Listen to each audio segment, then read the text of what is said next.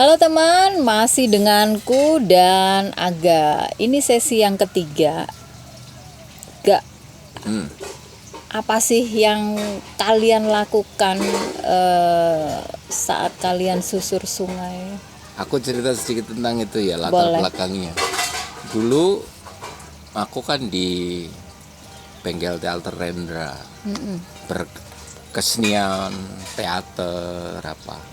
Aku menganggapnya bentuk social movement itu, sabar pulih, kesadaran terlibat itu adalah sebuah teater. Aku mendekatnya ini sebagai sebuah happening art gitu.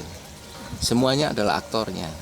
Kita arahkan ada sebuah tema besar, ngomong tentang sungai, ngomong tentang air, ngomong tentang sesuatu yang bersih. Konteks besarnya sungai dan air. Kenapa pilihanku itu? Karena itu tema yang sangat universal. Setiap orang akan terhubung dengan air, sungai. Karena sebagian besar dari tubuh kita itu adalah air.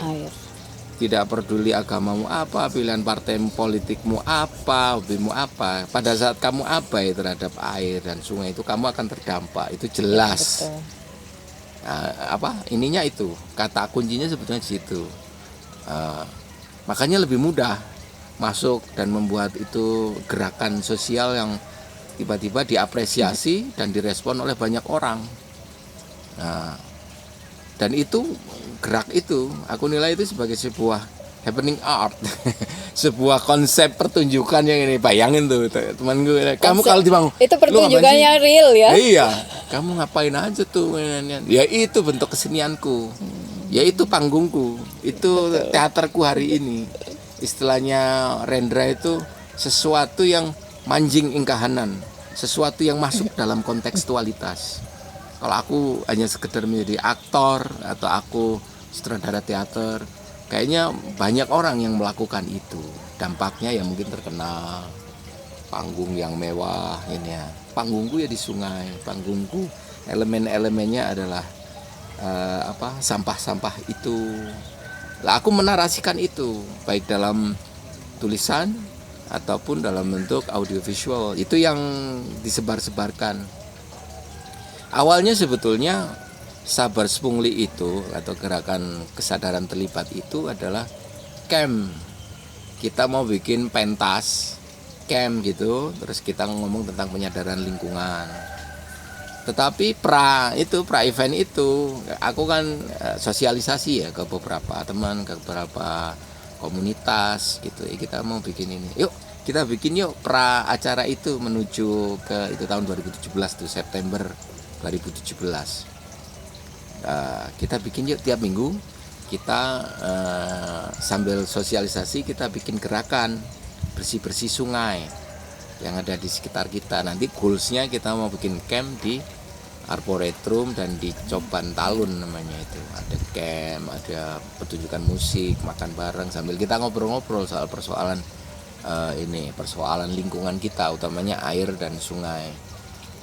Itu itu ada komunitas namanya Forum Kota Sehat, saya ingat itu nyeletuk apa ya namanya ya gerakannya sebelum itu camp kami itu namanya Air Bicara gitu. Kita bikin gerakan itunya namanya Sabar Spungli katanya. Sabar Spungli apa itu? Sapu bersih sampah nyemplung kali, OTT sampah sungai gitu. Wah, itu menjadi apa karena apa? Tepat pada itu ada kejadian besar di kota kami, di mana pemimpin kami tertangkap OTT beneran. Berita tentang Kota Batu waktu itu tentang itu saja. Wah, aku kan ya inian juga ya. Nah, kebetulan waktu itu ada polisi, Kapolres muda masih baru pindah ke sini, ganteng, visioner orangnya. Pak, kita harus bikin semacam berita baik lah. Mosok ketik googling Kota Batu gitu mesti beritanya itu tangkap tangan KPK itu tentang itu. Bikin dong Pak, apa itu? Jadi ya kita bikin berita baik yuk. Nah, kami sedang mau bikin acara. Dia support. Jadi seru. Jadi memang ada titik-titik tertentu yang aku dramatiskan. Mungkin itu satu-satunya kerja bakti nyemplung sungai yang dikawal pasukan bersenjata. Momennya pas. Iya, dan itu memang dia ngomong aku sorry karena ini pengamanan standar. Kalau inian apa itu Kapolres gitu itu harus pengamanan seperti itu. Ya seru, itu aku capturing divideokan dan itu menjadi sesuatu yang viral. Pasca acara itu, air bicara itu, ternyata asik juga ya kalau kita teruskan ya, kita lanjutkan ya gerakan ini. Karena itu sebetulnya semacam silaturahmi.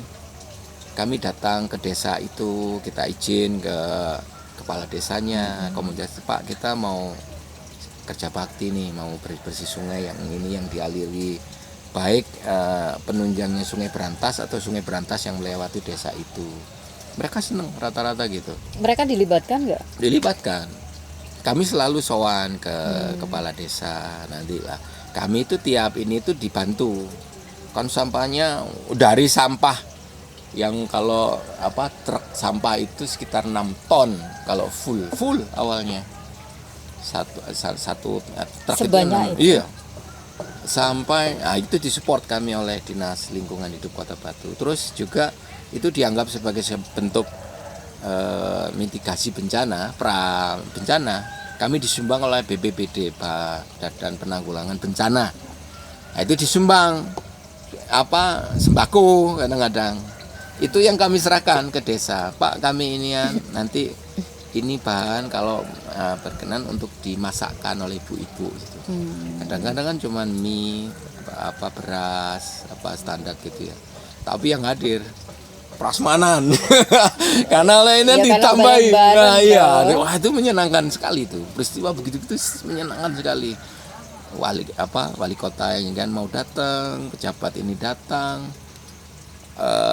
jenderal tentara datang, ininya Poltekat, Arhanut, polisi, artis, teman-teman kadang-kadang ini ya. Entah itu campaign tadi ini datang. Peristiwa itu menjadi apapun kebutuhannya sesuatu ya. yang menyenangkan bagi ini. Tiba-tiba menyenangkan. Terus yang terlibat tuh masif sekali, banyak. Nah, jadi kami itu menawari untuk bulan ini di minggu depan di mana, siapa yang mau, desa itu mau enggak, atau terus kita tawarkan komunitas mana yang mau jadi koordinator, Gus Durian, Forum Kota Sehat, siapapun boleh bekerja sama dengan desa itu. Itu setiap minggu. Setiap minggu dulu. Kalau sekarang? Kalau sekarang kita lagi susur sumber, pendataan kembali sumber-sumber yang ada di Kota Batu. Kita mau mau ngomong tentang konservasi Kalau datanya nggak valid kan kayak ini. Nah, data untuk itu nggak ada. Makanya kan kami sebenarnya tetap kan di urusan air. Sekarang temanya sumber. Itu tiap hari Kamis kami menyusuri, ada 24 desa kelurahan di Kota Batu. Tiap hari Kamis berarti tiap minggu, setiap minggu setiap hari Kamis. Iya. Kami datain nama. Itu yang terlibat siapa aja? Kalau sekarang lebih spesifik. Ada komunitas kami Sabers Pungli itu juga ada dari Dinas Lingkungan Hidup, ada dari PDAM, ada Balai Besar Wilayah Sungai Berantas, ada dari tentara. Jadi tiap minggu kami ini selalu ada dengan satu kapten tentara dari Poltekat. Tiap minggu. Tiap minggu. Ada dari yang memang pendekatannya dari spiritual. Nah, dia mesti sukuh dulu kan menjadi peristiwa menarik juga itu. Didata sumbernya masih ada berapa ini yang itu. Itulah kegiatannya Flower Man. Tetapi saya mencoba itu tadi berkontribusi. Selain kepada ini ya kepada diri saya sendiri. Apa sih yang bisa aku lakukan untuk memberi makna pada hidupku yang fana, yang nggak tahu sampai kapan lagi ya. Yang aku bisa itu gitu. Aku nggak bisa berkontribusi lebih untuk saat ini. Ya makanya ke teman-teman itu ngomong kita bekerja atau berkontribusi dengan apa yang kita bisa dan apa yang kita punya. Kita punya waktu, kita punya tenaga, kita punya mungkin sedikit dana. Kami itu mandiri, nggak ada CSR atau bantuan dari pemerintah melakukan. Jadi memang benar-benar pelaur, patungan, makan atau kalau enggak pelaur tadi apa? kok mau-maunya. Kok mau-maunya. Kalau kober itu kok sempat-sempatnya gitu. Ya, Emang kayak orang-orang kerjaan gitu ya. iya. Itu. Tapi ya yang menarik itu begini. Itu kan pilihan-pilihan yang aneh. Aneh ya. Iyalah, pilihan-pilihan yang aneh yang tidak semua orang itu tergerak untuk melakukan hal yang sama. Pasti ada yang melatar belakangi. Aku sih bahasa aku begini, ketika ada seseorang yang tergerak untuk melakukan banyak kebaikan, ya, tiba-tiba meninggalkan rutinitasnya, habis itu fokus, concern melakukan hal-hal yang itu bisa berdampak pada lingkungan dan berdampak pada masyarakat sekitar. Aku selalu membahasakan, oh berarti dia sudah mendapatkan hidayah, karena sudah tidak lagi berpikir tentang dirinya, tapi sudah mulai berpikir tentang orang lain, sudah mulai berpikir tentang sebuah pengabdian. Ya kita sebagai manusia ya memang keberadaan kita harus mempunyai dampak, idealnya kan begitu, minimal untuk orang-orang di sekitar kita. Sementara yang kamu lakukan ini kan yo produk aneh toga, maksudnya itu bukan pilihan yang lazim dipilih oleh banyak orang. Selain kamu tergerak atau selain kamu udah jenuh akhirnya tergerak untuk pulang dan akhirnya melakukan hal-hal yang jarang dilakukan orang-orang di luar sana, apakah ini adalah panggilanmu, ya, sejalan dengan proses spiritualmu? Ya mungkin. Aku ya sebetulnya tidak pernah merencanakan ya seperti itu. Aku yakin, tapi aku kan akan ketemu tuh. Aku nggak ngerti kok memulai itu dengan cara apa, itu nggak ngerti kok. Tapi ngalir aja. Tapi aku yakin akan ditunjukkan jalan. Aku akan bertemu dengan teman atau bertemu dengan orang atau sesuatu yang mungkin akan, kalau aku yakin kalau itu memang benar gitu, memang dikehendakinya, itu entah apa caranya pasti akan terwujud gitu ya. Yang menggerakkan ya nggak tahu juga ya, selain yang kuasa menggerakkan itu aku juga nggak tahu juga ya. Memang ada sebuah proses yang dalam tanda petik menyakitkan, kesepian yang panjang secara ini, atau disalahpahami gitu. Yaitu konsekuensi yang aku harus terima. Tapi bahwa orang-orang yang ekstrim itu kan yang jauh lebih ekstrim maksudnya ya, bahwa aku kalau membaca kitab-kitab suci tokoh-tokoh besar itu aku belum sampai ke sana gitu, belum ada apa-apanya lah. Gandhi,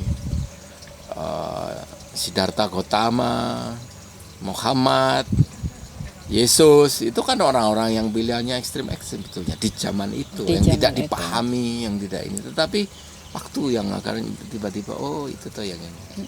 Aku belum apa-apa. Artinya bahwa aku mengagumi mereka, apa yang mereka jalani, apa yang mereka tempuh untuk itu tadi, memberi makna pada hidup yang fana itu. Orang-orang besar itu pun, nabi-nabi, rasul-rasul itu pun juga fana ternyata kan. Ya mereka juga benar-benar pada titik tertentu kan juga ini kan gitu. Memberikan makna pada kehidupan yang fana. Ini jadi topik untuk sesi selanjutnya ya, Ga? Iya. Oke teman, kita ketemu di sesi selanjutnya. Dadah.